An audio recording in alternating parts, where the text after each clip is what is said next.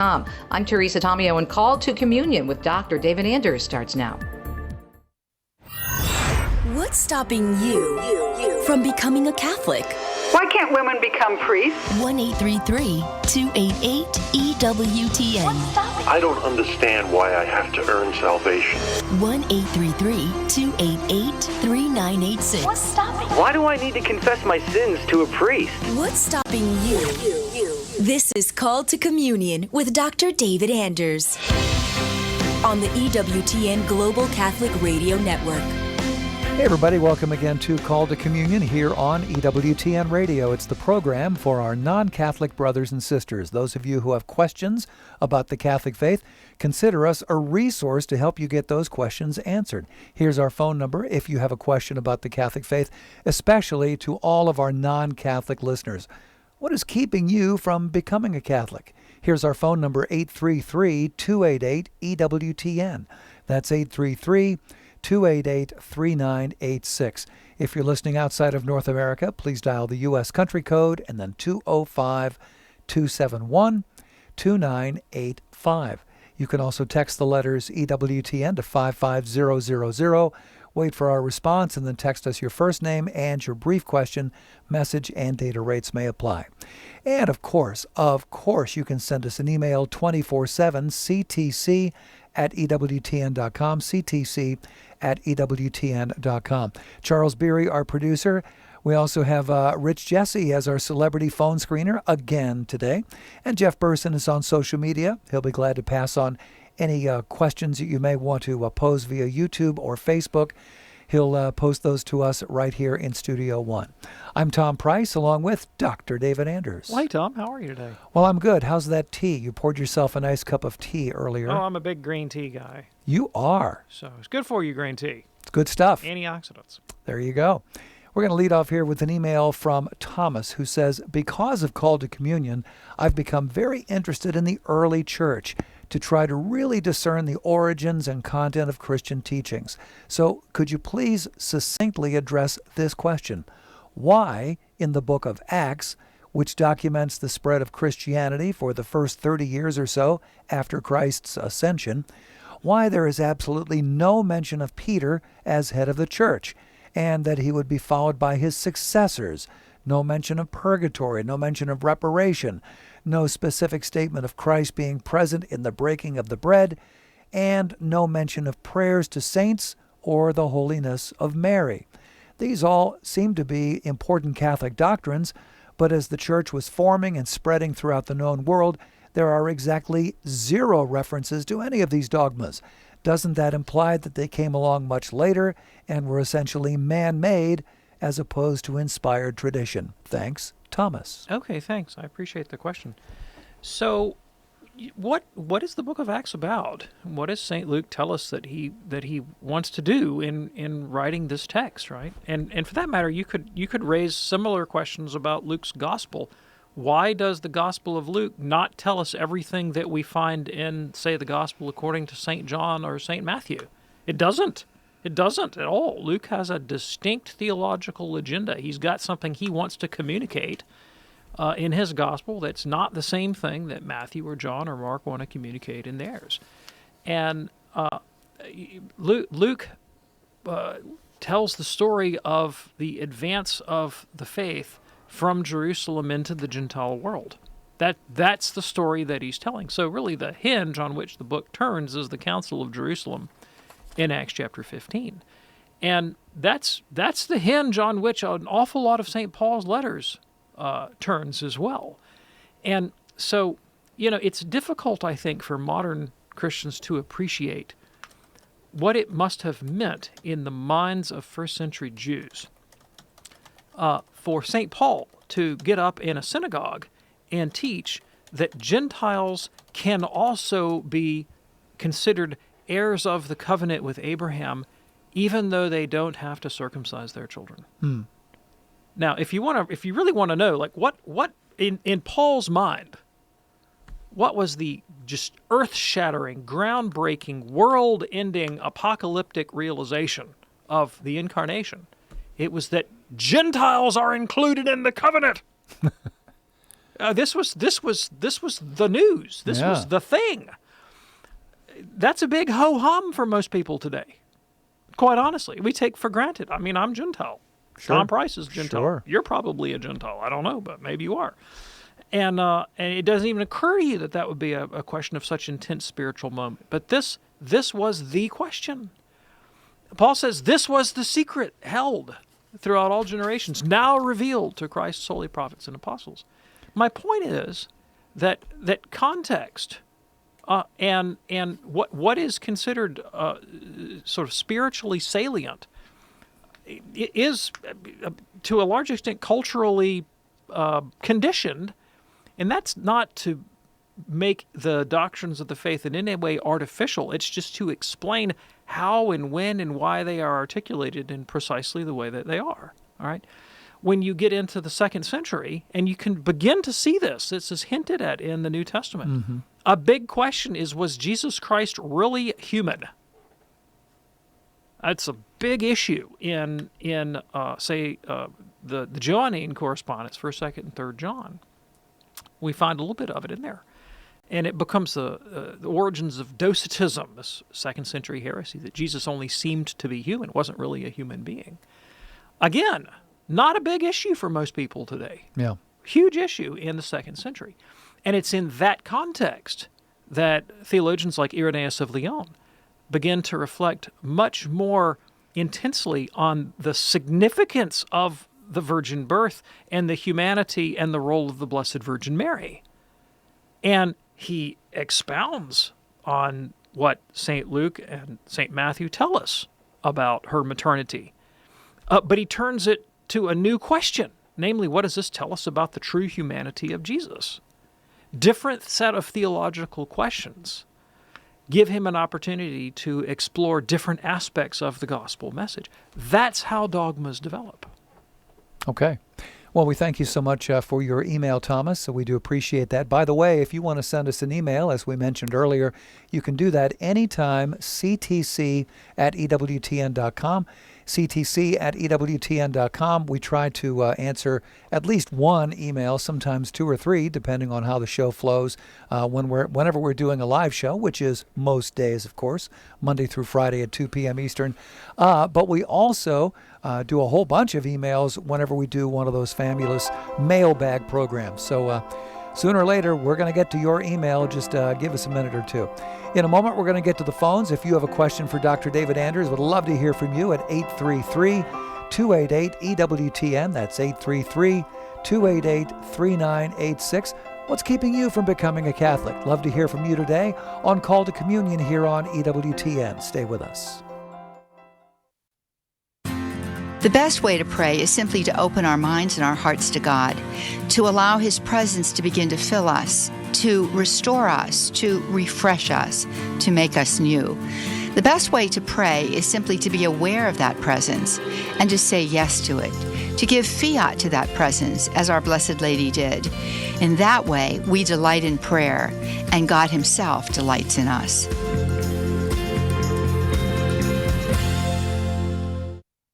The leading Catholic voices are on EWTN Radio. We've started doing these shows, Call In if you're an atheist, Call In if you want to redefine marriage. Those are the kind of shows that make very engaging radio. We're going to continue to try to reach out to the fringes and find those people who fundamentally disagree with us. And we're going to continue to create shows that are going to reach out to those people to draw them in to the fullness of the truth. Catholic Answers Live, tonight, 6 Eastern on EWTN Radio. Now, here comes another thought from Mother Angelica's perpetual calendar. We cannot put off a change of life for tomorrow or old age, for there may be no tomorrow. Mother Angelica's perpetual calendar features an inspirational message for each day of the year. It's available from the EWTN Religious Catalog at EWTNRC.com. That's EWTNRC.com.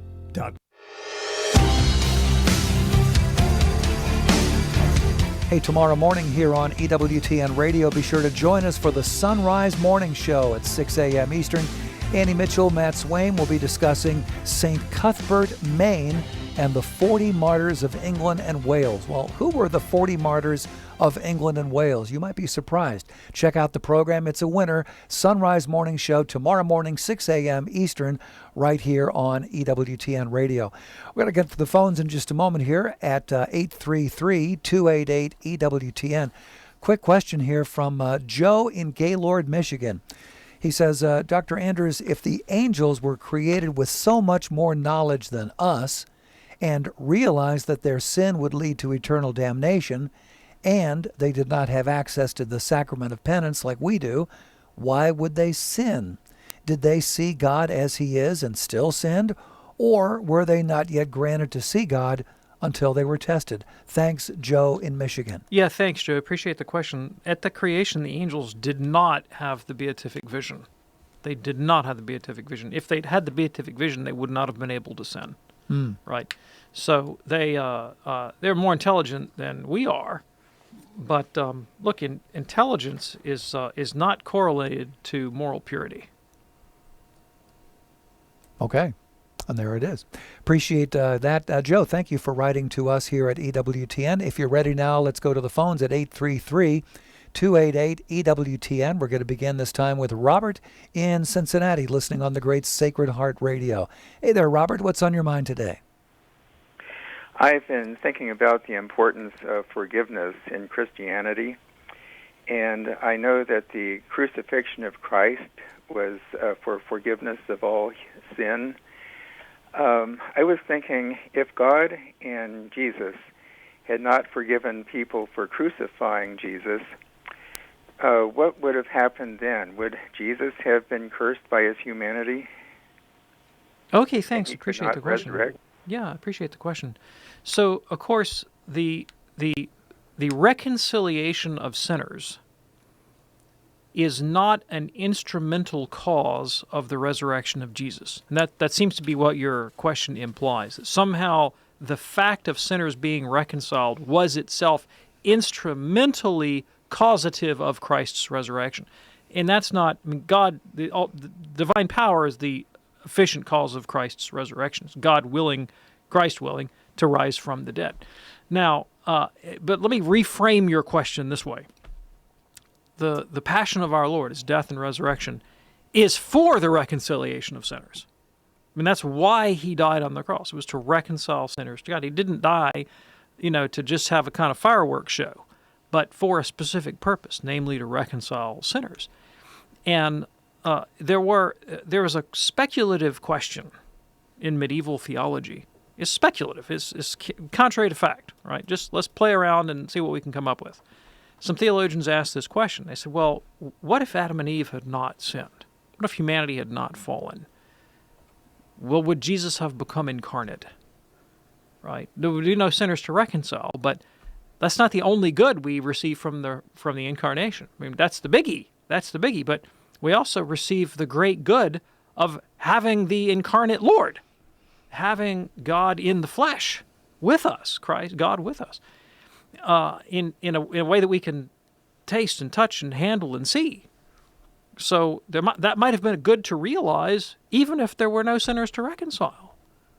And there was a substantial number of theologians, particularly John Duns Scotus, famous Catholic theologian in the Middle Ages, who took the opinion that Christ would have become incarnate even if there had been no sin. Now, on the other hand, St. Thomas Aquinas said, nope. Revelation tells us that he became incarnate for our salvation. That's why he was incarnate. That's why, God predestined him for this passion, this death and resurrection for the sake. And we have no other information about this. I mean, this is not something God had to do. It's something God freely chose to do. He wasn't compelled to do it. And we can't speculate beyond what he's revealed. And what he's revealed is it was for the sake of the salvation of sinners. Okay. Robert, does that help you? I'm trying to relate it to forgiveness. Any thoughts there about forgiveness? Yeah, David? well, I mean, I think, if I understand Robert's question, he's asking, would Christ have been raised from the dead if God had not, in fact, reconciled sinners? But the reason that Christ was raised from the dead was so God would reconcile sinners. Right. Right? And so there would not have been a purpose for Christ's death and resurrection but the reconciliation of sinners. Okay, there we go. Hey, Robert, great question. Thank you so much for it. That opens up a line for you right now at 833-288-EWTN. That's 833-288-3986. We have several lines open right now. Great time for you to get your call in. We want to help you out on your faith journey because it's different for everybody, but we want the best for everybody, and God's kingdom is the best. All right, let's go now to Ashley in Sioux City, Iowa, listening on Iowa Catholic Radio. Ashley, what's on your mind today? Hi, yes, I had a question kind of in a form of an analogy, I guess, is just kind of speaking on my behalf of my sister. We're both raised Catholic, and she is trying out being a Lutheran right now, and I'm trying to get her to come back. So I was just thinking about this, that if Jesus were to have chosen a diamond for his bride, for the church, he would have considered, as jewelers do, the cut, the color, the clarity, and he would have chosen the best one.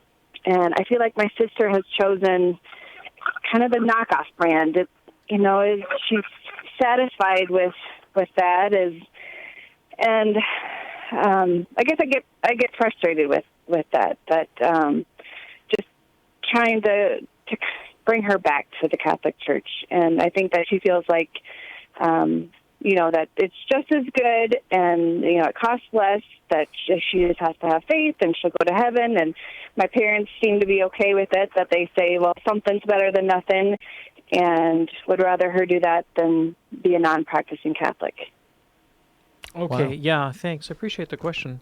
Well, the reason that most people give for leaving the Catholic Church, if you interview them, you poll them, is they will tell you that they did not feel that their spiritual needs were being met as Catholics. Now, the way I interpret that is that they didn't know how to make sense of the faith in their life. They didn't know how to take what they had received as Catholics and apply it, appropriate it into their spirituality in a way that they could tell made a difference. And so that can be for any number of reasons.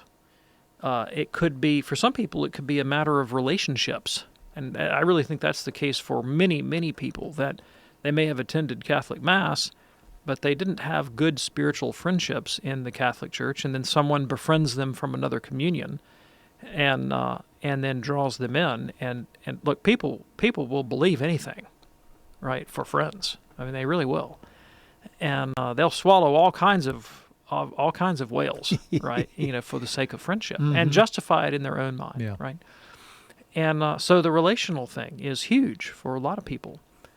Sometimes people don't really understand the faith; they don't have a good intellectual understanding of the faith. And the first time they encounter someone that challenges them on their Catholic faith, attempts to poke holes in it, and gives them a persuasive alternative, they're not equipped to respond to that. I mean, before I was Catholic, this is a true story, I once was taking a preparatory class for the GRE, Graduate Record Exam, and on a break between instructional times, I had like 15 minutes at the Coke machine, I met a Catholic woman and persuaded her to leave the church. Oh, wow. In like 15 minutes flat, right? Yikes. And because I knew the Bible backwards and forwards, and she didn't know the Bible from Adam's house cat. And I just had her, twisted around in circles. I manipulated her, and I'm very sorry that I did that. I repent, right? But that's not uncommon, right? Catholics that are just ill-equipped to deal with challenges to the faith. And we really have to kind of address both those, the human side and the spiritual side, the subjective component, and then the objective intellectual teaching about the church.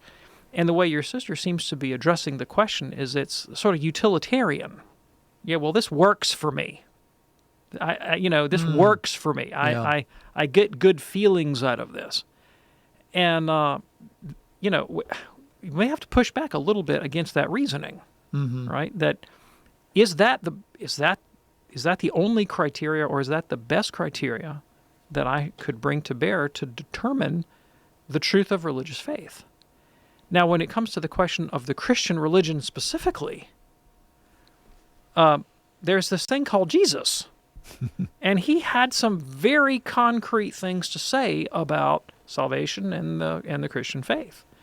Things that were explicitly contradicted by Martin Luther and by the Lutheran Confession.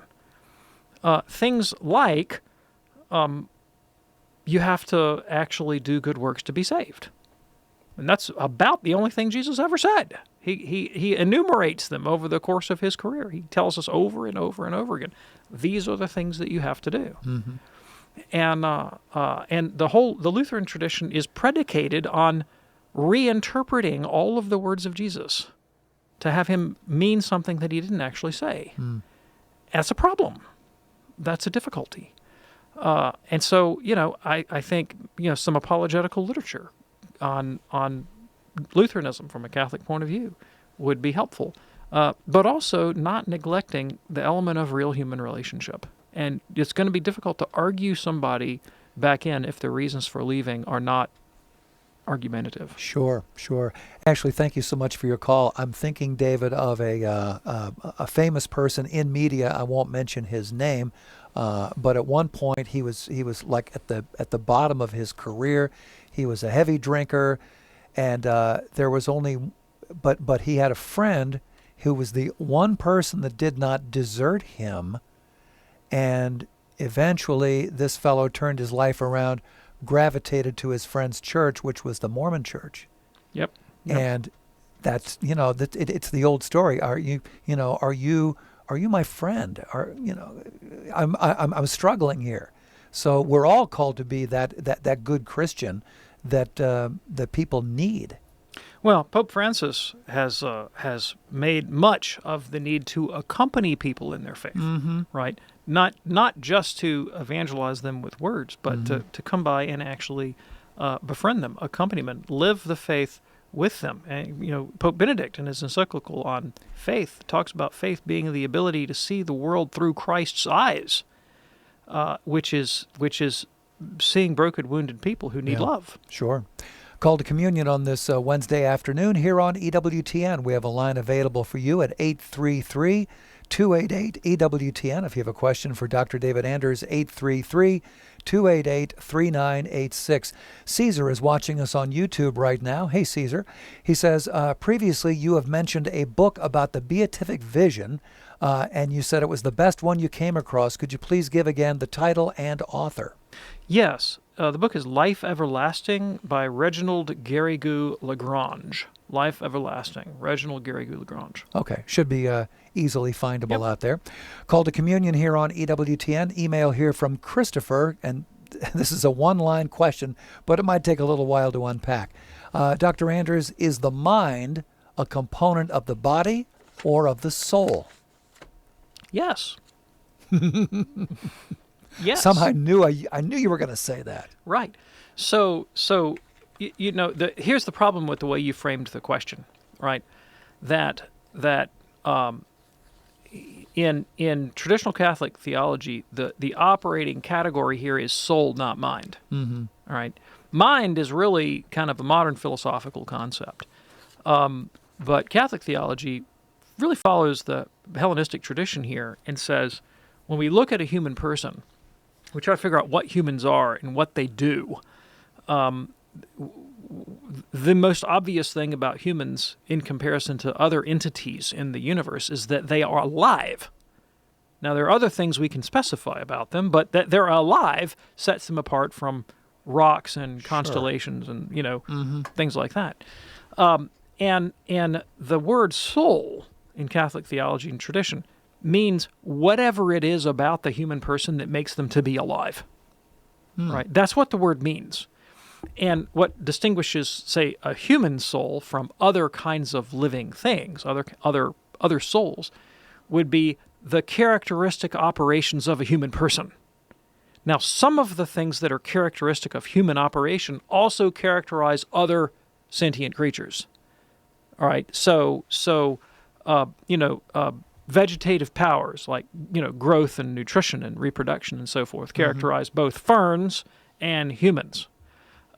There are operations that are more characteristic of, say, mammals.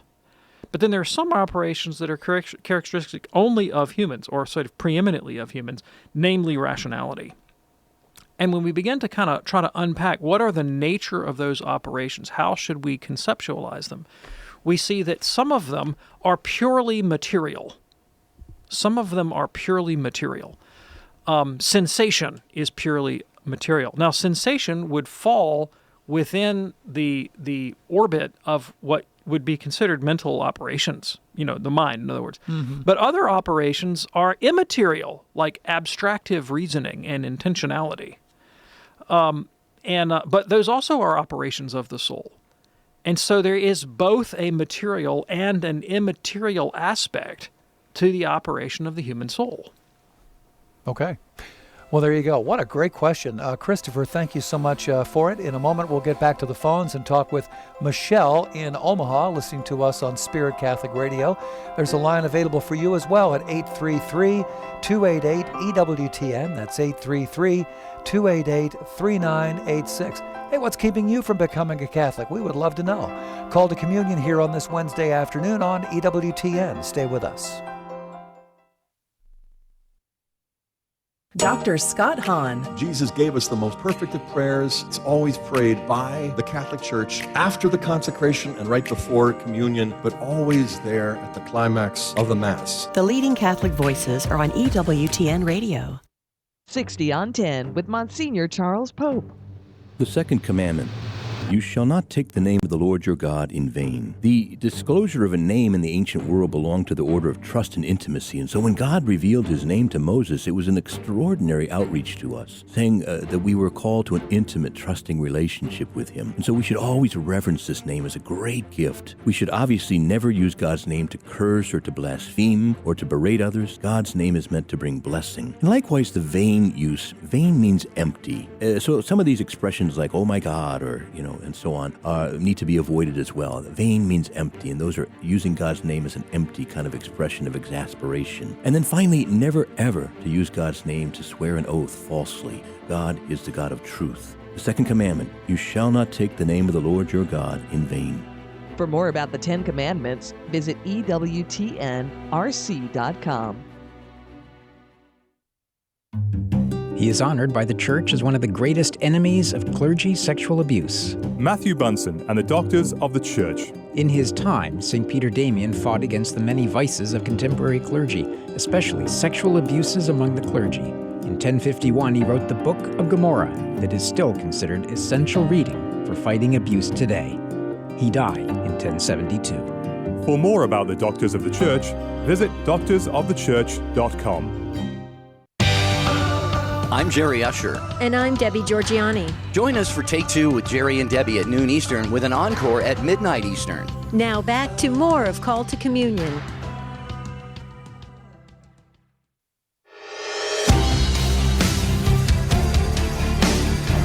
It's Call to Communion on this Wednesday afternoon. Tom Price here along with Dr. David Anders answering your questions at 833-288-EWTN. That's 833-288-3986. Here is Michelle in Omaha listening on the Great Spirit Catholic Radio. Hey, Michelle, what's on your mind today? Well, I have a question about our religion. I know as Catholics we go to confession to admit our sins, and then the priest blesses us and says that our sins are no more, and God forgets them. But when we go to die,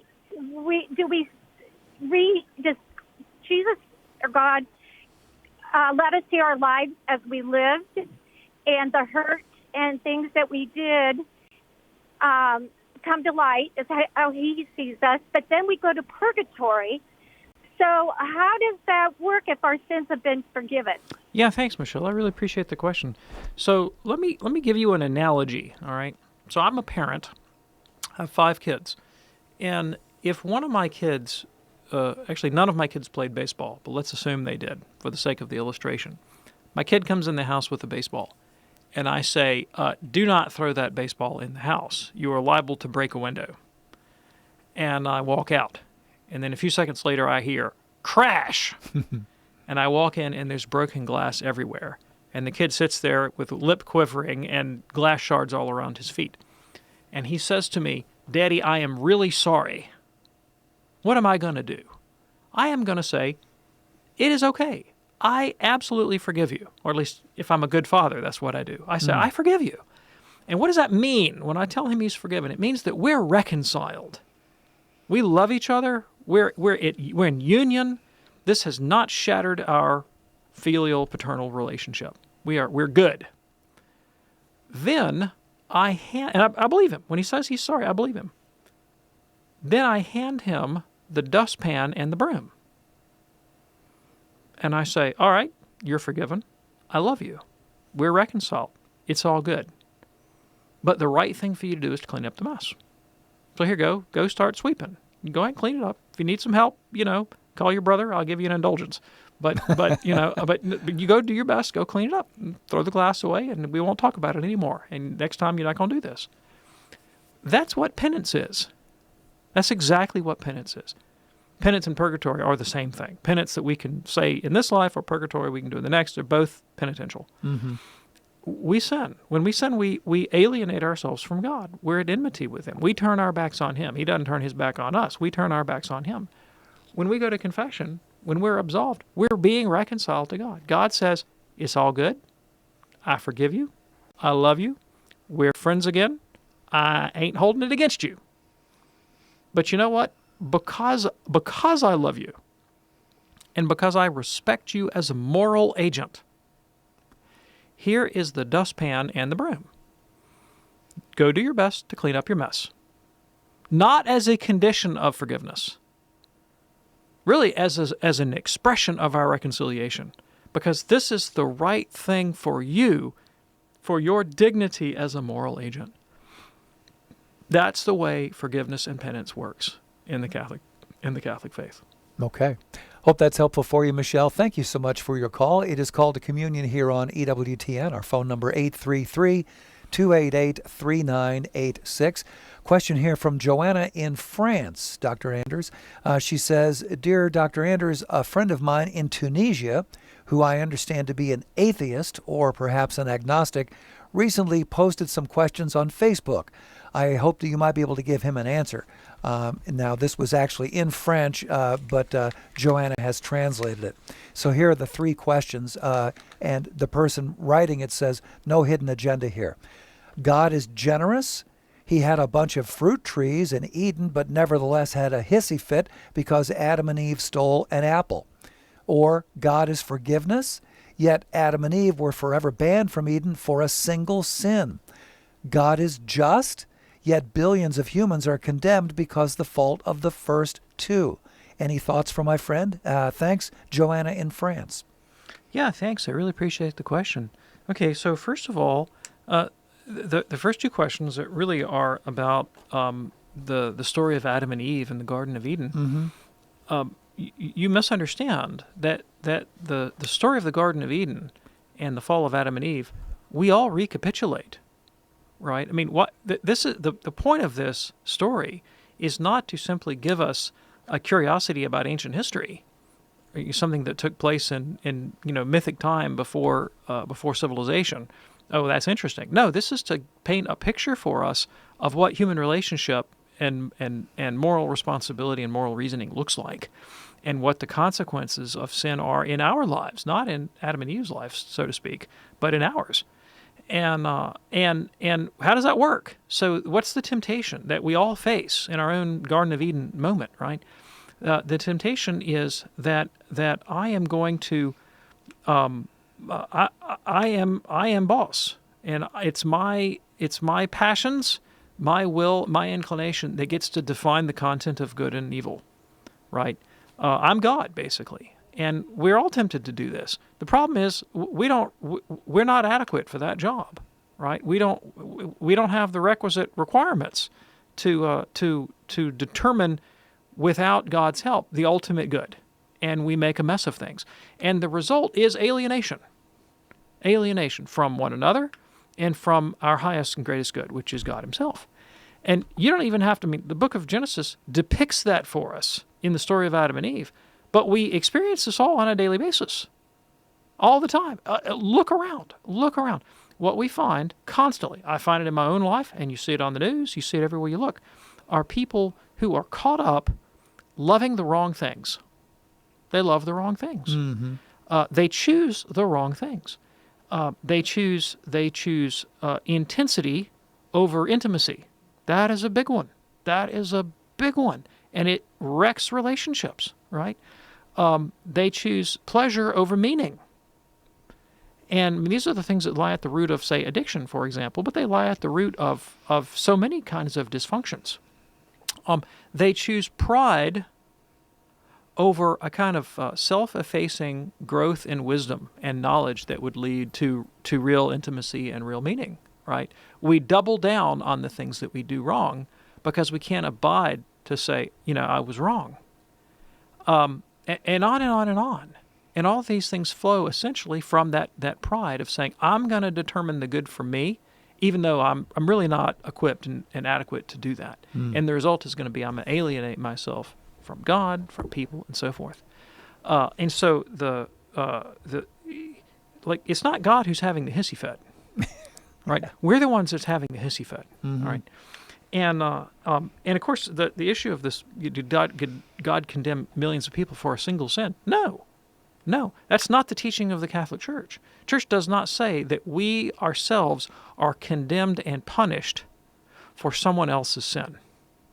Now, it says that original sin is an inherited condition, meaning that we are born wounded, without knowledge, without wisdom, without charity, right? And these are things that we have to receive by way of gift.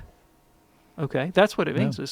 Original sin is a privation. It's like we don't come into the world with wisdom and charity. These are things that have to be given to us. That's what the doctrine means. Not that we're condemned for Adam and Eve's crime as if we were personally held responsible for it. No, that's not the teaching of the Church. And both of these come from a misunderstanding of the purpose of biblical narrative, right? It's the book of Genesis in particular, which is to depict for us in narrative form spiritual truths that are perennial, not just simply located in the past. And this is I'm not making this up. This has always been the way the Catholic Church has approached the Bible. The point of the literal text, the literal narrative that we find in Genesis, is to reveal to us spiritual truths that are immediately applicable to our own lives. Anagogical truth, which is that in encountering this text, I can find principles in it that I can apply directly in my own situation, whereby I can ascend to God. Right? Allegorical truths that point forward to the salvation that we have in Jesus, right? And who is the second Adam? And just like we recapitulate the fault of the first Adam and our own personal sins, we can recapitulate the victory of the second Adam in the sacraments. We die with Christ in baptism, rise again with him to new life, so that we ourselves can be continually resurrected, putting the past behind us and being reinvented by God and his grace after the likeness and image of Jesus, right? And then the final question was, I think I already answered that one. You did. Yeah, You did. okay. Fantastic. Joanna, we hope that's helpful for you and for your friend in Tunisia. Thanks again for your great email. It's Call to Communion here on EWTN. We do have a line open for you. If you have a question for Dr. David Anders, anything at all about the teachings of the Catholic faith, why do we believe what we believe? Why do we not believe these other things over here on the side? Give us a call at 833-288-EWTN. That's 833-288-3986. There we go. All right, Mary is listening in St. Louis on Covenant Radio. Hey, Mary, what's on your mind today? Yeah, hi. Thanks for taking my call. Sure. I'm trying to put together two ideas in the New Testament. For one thing, in the book of Revelation, there's that bit about the saints that are under the altar and they're, speaking to God, and asking how long and so on. And we're aware that the saints intercede for us. But how do I put that together with other places that refer to Christians who have died as having fallen asleep? How do I put together the awareness on the one hand and then the idea of falling asleep on the other? Yeah, sure. Thanks. I appreciate the question. So the biblical references to death using the metaphor of sleep are just that. They're metaphors. and it's a euphemistic way of talking about death. It does not mean that the souls of the just lapse into a somnolent incoherence or something. That's not what it means. There have been people in the history of Christianity who've held that, who've thought that the souls of the just are unconscious. It's a heresy referred to as a psychopaneikia, soul sleep, right? But it's condemned by the church, and that's not the doctrine. So in the 14th century, Benedict the XII, Pope Benedict the XII, actually wrote an encyclical on this. Benedictus Deus was the name of it. That taught as a dogmatic fact that the souls of the just do in fact consciously experience the beatific vision, and so the way the church's understanding of this developed was in part the fact that intercession of the saints has always been a part of the Catholic tradition from even Second Temple Judaism all the way to the present day, and the passages that you cited from Revelation are integral to that, right? The depiction of the saints actually praying for or offering up the prayers of the church, and then the practice of the church of actually seeking their intercession, and of course those practices, those Catholic traditions that are there from the beginning are one of the modes of revelation. Scripture's not the only one, and we reasonably conclude from that they are in fact conscious, and that we take those other texts as mere metaphor. Okay. Appreciate your call, Mary. And because I am the king of segue, David, I happen to notice an email right here that talks about soul sleep. So why don't we just take care of that as long as we're on the subject. This is from Henry, who says, Dr. Anders, how would one deal with the objection common in those who believe in soul sleep, that the saints do not intercede for us, based on verses like Ecclesiastes 9:5, for the living know that they will die, but the dead know nothing. Or Revelation 14:13, and I heard a voice from heaven saying, write this, blessed are the dead who lie in the Lord from now on. Blessed indeed, says the Spirit, that they may rest from their labors, for their deeds follow them. And that's from Henry. Yeah, thanks. So the book of Revelation is the book of Ecclesiastes is a lament, right? It's a lament. And the sacred writer writes about his experience, his phenomenological experience of life as meaningless, of eternity as unknowable, of eternal life in the vision of God is unattainable. How many of us have not felt these things? How many of us have not woken up in the morning one day and thought, is this all a dream? Is this all a lie? Does my life have any meaning?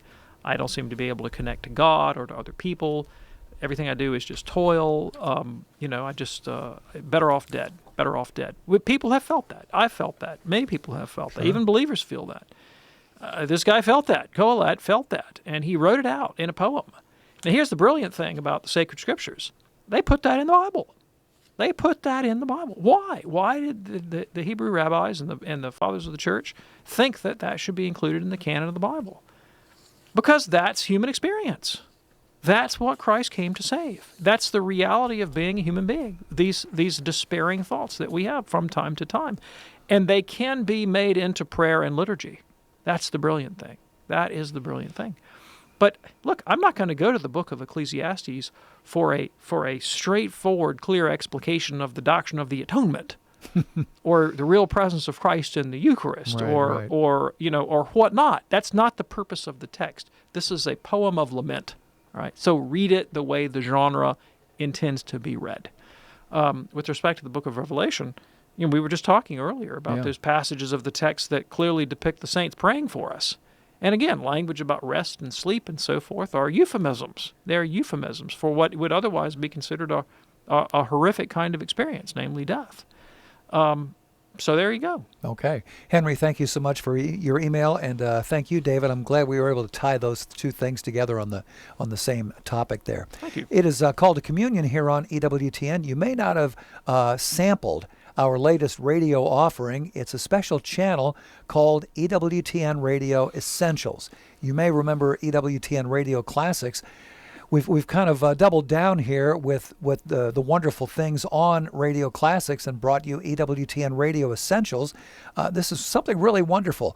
We air on Essentials the Holy Sacrifice of the Mass every 2 hours, beginning at 8 a.m. Eastern, and then at 10 a.m., 12 noon, 2 p.m., 4 p.m., all the way up to midnight. In between, you're going to hear rosaries, Chaplets of Divine Mercy, Stations of the Cross, and lots of devotionals every hour. So do check it out. EWTN Radio Essentials. You can hear it on smart speakers. You can hear it on the EWTN app, or you can listen online at EWTNradio.net. It is a wonderful, wonderful service, and a lot of people have chimed in and let us know how much they enjoy it. So that is something fantastic just for you, and of course it's absolutely free. Back to the phones right now here on Call to Communion. Let's go to Beth in Cleveland, listening on AM 1260 The Rock. Hey, Beth, what's on your mind today? Hi, hello. Thank you for taking my call. Sure. So I have just finished my 19th year of homeschooling, and we just adopted 2 children from foster care, so we're starting all over again. And they're 4 and 3.5, and we have another little foster son who's 20, almost 2, and if he goes into permanent custody, we're adopting him. So the real reason why I'm calling is the beginning of June, there was a prominent Catholic homeschooling family that developed, like 15 years ago, a classical Catholic curriculum, like book list, syllabus program for homeschoolers, and that I've used most of my homeschooling, on and off, but most of my homeschooling career. And we were kind of blindsided. Her husband announced that they were leaving the Catholic Church. And they listed various reasons. One of the reasons was the abuse, the sexual abuse. That 2 or 3 of their children are now atheists, and they have left the church. And anyways, this post was, he's now taken it down. This post was very. It was just heartbreaking to read, because we all looked up to this family of 10. They've homeschooled their whole life. She developed this Catholic lesson date book of planner, and the response was obviously it was twofold. Everybody's like, yes, it's great. You finally left the church. This is wonderful. Now your future's so bright. And then there was the Catholic contingency that were like, what? The moderators of the curriculum, the moderators of the Facebook groups that she's involved in were completely blown away. They didn't know. They were shocked. We're all praying for them, but they're shocked at the Catholics' response. And somebody did a YouTube video about why they left, or that please come talk to me. I'll pray with you, and I'll help heal your wounds. And you can't just leave the church.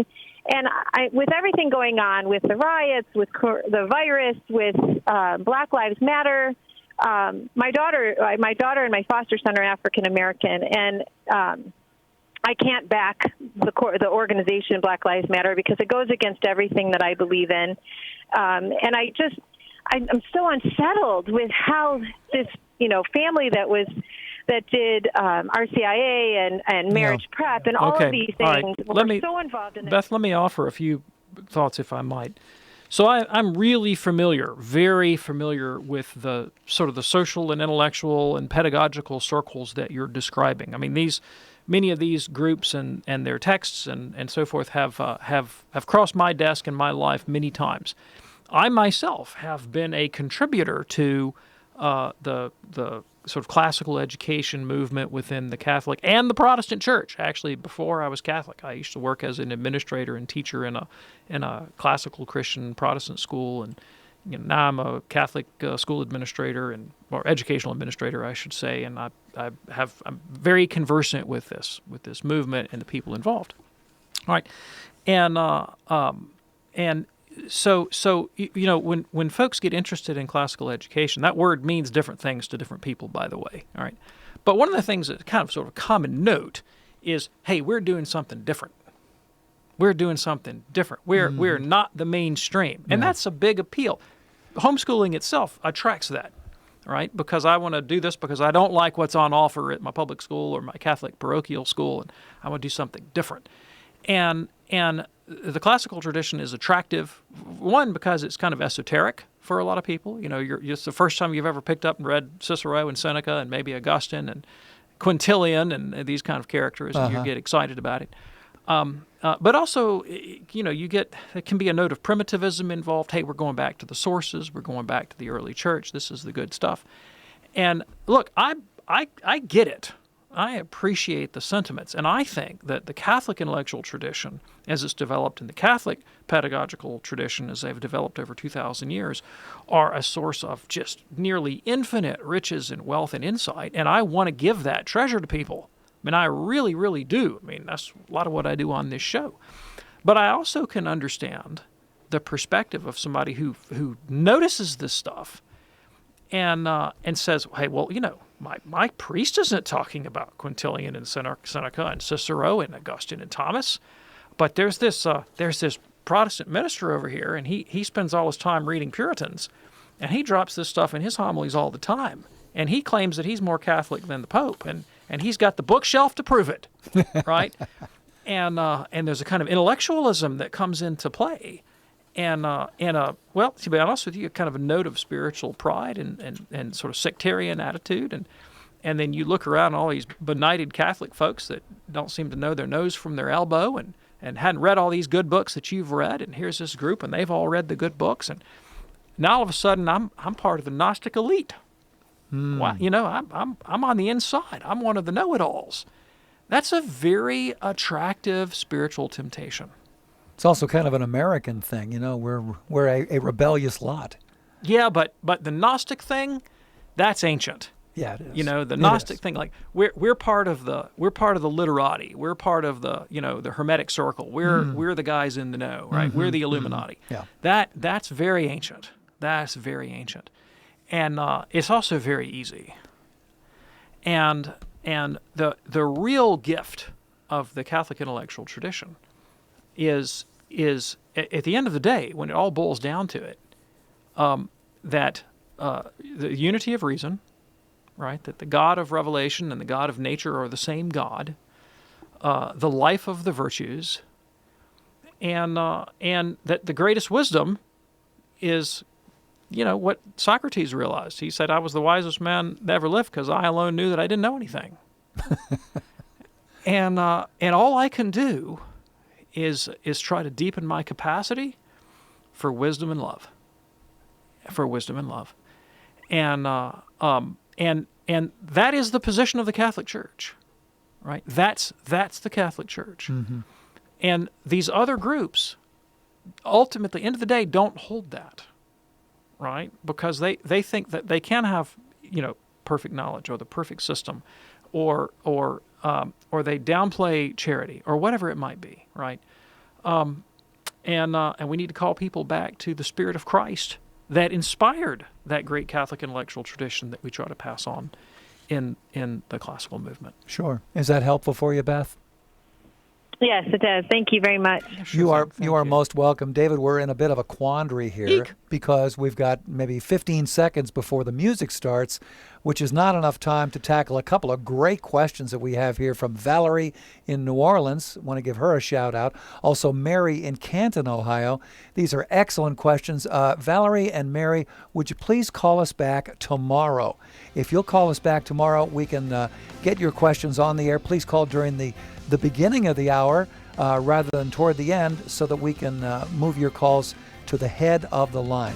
Dr. David Anders, thank you, sir. Hey, thanks, Tom. We do the program Monday through Friday, 2 p.m. Eastern, right here on EWTN Radio. We also bring you an encore of the same show at 11 p.m. Eastern, and also a best-of show on Sundays at 2 p.m. Eastern.